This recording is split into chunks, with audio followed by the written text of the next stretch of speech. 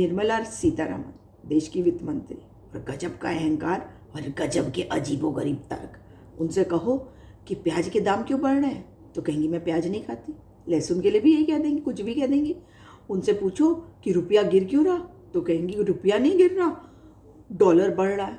गजब। इनके पति महोदय जो है वो खुद इनकी इकोनॉमी के डेटा की छीछालीदर करके रखते हैं। देखा होगा आपने परकल प्रभाकर जी को। मगर आप देखिए एक टीवी चैनल के कॉन्क्लेव में जाती हैं और वहाँ पर कैसी गजब गजब की बातें करती हैं कि मैं लोकसभा के चुनाव नहीं लड़ रही हूँ, मेरी पार्टी ने मुझे पूछा था लेकिन इसलिए नहीं लड़ रही हूँ क्योंकि मेरे पास पैसा नहीं है और मेरे पास कोई कंसोलिडेटेड फंड ऑफ इंडिया थोड़ी है। मतलब कितना पैसा चाहिए चुनाव लड़ने के लिए। फिर कहती हैं मगर ये पैसा आएगा कहाँ से।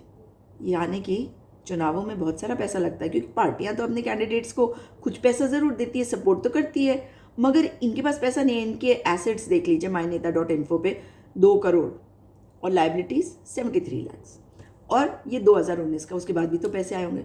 मगर उसके बाद एक और गजब की बात बोलती हैं कि अगर मैं चुनाव लड़ने जाऊंगी तो आंध्रा में लड़ूंगी या तमिलनाडु में लड़ूंगी, लोग मुझसे पूछेंगे कि आपके पास आपके धर्म क्या है, आप किस कम्युनिटी से आती हैं।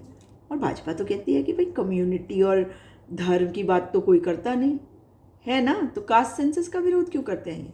सुनिए इनके अजब गजब के तर्क, कमाल की हैं। अहंकार तो भैया नाक पे चढ़ा हुआ मगर बेवकूफ़ी दिमाग में भरा हुआ।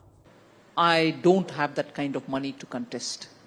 I also have a problem because whether it is Andhra or Tamil Nadu, it's also going to be a question of, various other winnability criteria that they use. Are you from this community? Are you from that religion? Are you from this? I said, no, I don't think I'm going to be able to do it. The Consolidated Fund of India is not mine.